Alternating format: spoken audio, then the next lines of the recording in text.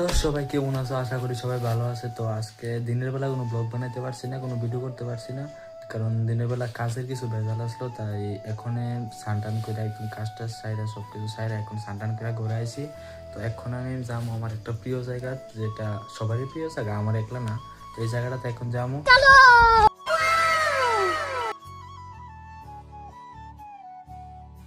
এখন বাজে প্রায় সন্ধ্যা 6টা, তো একদম অন্ধকার হয়ে গেছে।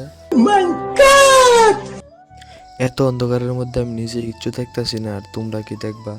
আর আজকে সারাদিন কাজ আসছিল, তাই বাবা বাইকটাও নিছে না, আমার কাছে আছে এখন বাইক। বাইক যেহেতু আমার কাছে আছে, তাহলে মন তো চাইবে একটু ঘুরে আইতে। আমাদের গ্রামের এই রাস্তাটাকে কিছুদিন আগে মাত্র সরকারিভাবে ঠিক করা হয়েছে, কিন্তু অতিরিক্ত বৃষ্টির ফলে রাস্তার কন্ডিশন আগের থেকে অনেকটা খারাপ হয়েছে।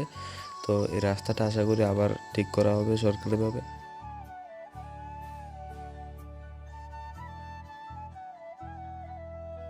যেখানে আসার কথা সেই জায়গাটা আমার বাড়ি থেকে মাত্র 400 কি 500 মিটারের মধ্যে হবে। আর প্রিয় জায়গা বলার কারণ হলো এটাই যে সে কিন্তু লোকনাথ দাদুর কাছে যাওয়ার আগে একটা জায়গা দেখায়। এই যে বিল্ডিংটা দেখতে পাচ্ছ, এখানে লোকনাথের জায়গা, কিন্তু বিল্ডিংটা নতুন করে বানানোর জন্য লোকনাথকে মায়ের সামনে নিয়ে বসিয়ে দেওয়া হয়েছে। আর এই জায়গাটা কিছুদিনের মধ্যেই তৈরি হয়ে যাবে, তখন আবার লোকনাথ মন্দির আলাদা হয়ে যাবে আর ওইখানে মায়ের মন্দির থাকবে।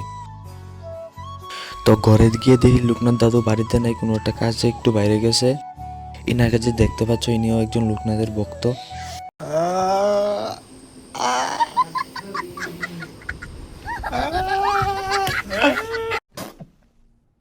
আর এটা হইলো আমার পাড়ার একটা কাকা।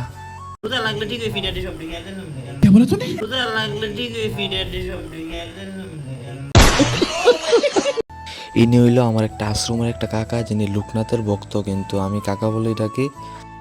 লোকনাথ দাদু এই জায়গাতেই থাকে, কিন্তু তিনি এখন বাড়িতে নাই, কোনো একটা কাজের জন্য বাইরে বেরিয়েছে।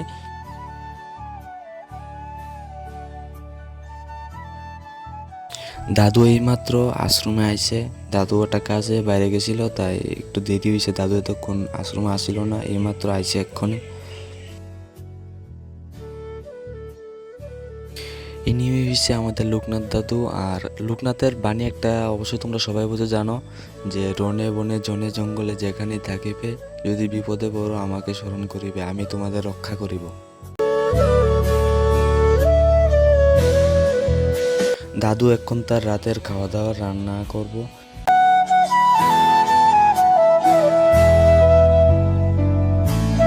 এখন অনেকটা রাত হয়ে গেছে, তাই দাদুরে কইয়া বাড়ির দিকে রওনা হইলাম।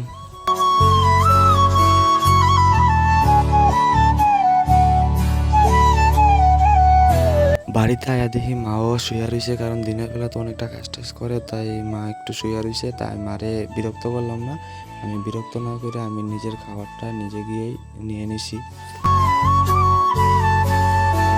এখন অনেক রাত্র হয়ে গেছে, প্রায় 9:30 বাজে।